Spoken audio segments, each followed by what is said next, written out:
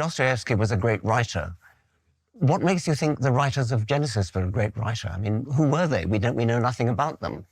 Well, I think they were great writers because I think I understand the patterning of the stories and what it points to. I think the idea, for example, that Cain and Abel are emblematic of two opposed patterns of adaptation to the world is brilliant.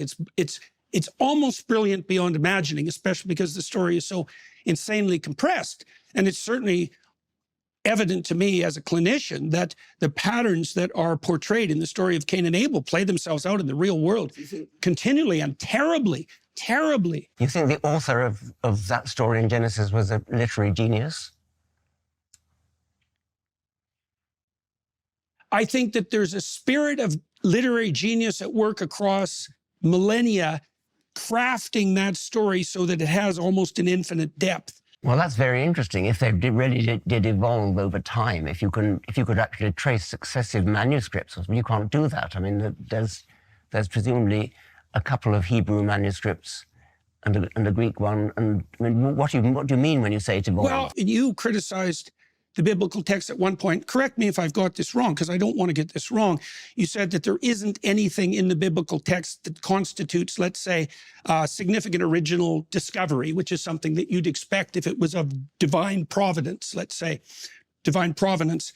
And so, and I think, I was thinking about that objection, and I think that one of the discoveries that the text lays bare in an insanely brilliant manner is that the foundation of the community is sacrifice, that's an appropriate conceptualization. And you can see the concept of sacrifice evolve across the biblical texts as they're sequenced chronologically in the overall story that makes up the biblical text.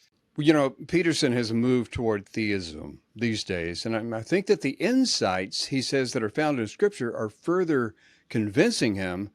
But Bill, Dawkins seems unimpressed. Yeah. Here, I think, again, that Jordan Peterson is right on the money. You don't need to know the name of the author in order to recognize literary genius.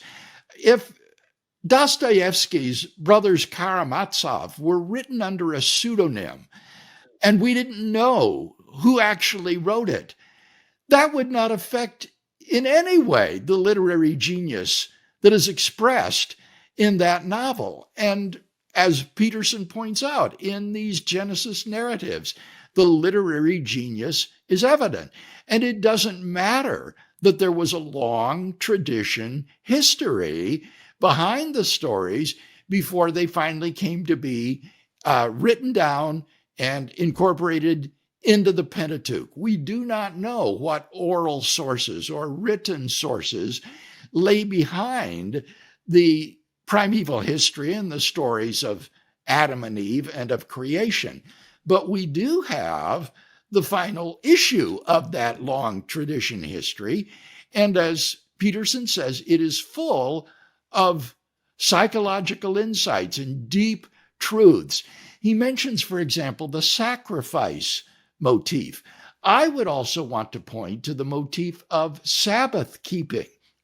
This is one of the central identifying marks of Judaism. And in the narrative, it is grounded in God's Sabbath rest on the seventh day of creation. He works for 6 days, and then he rests from his creative work.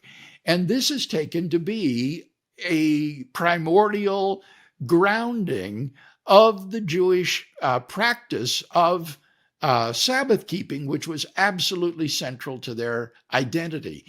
So the narrative, as Peterson says, is deep, it is rich, and that is not in any way evacuated or trivialized by saying that we don't know the name of the author.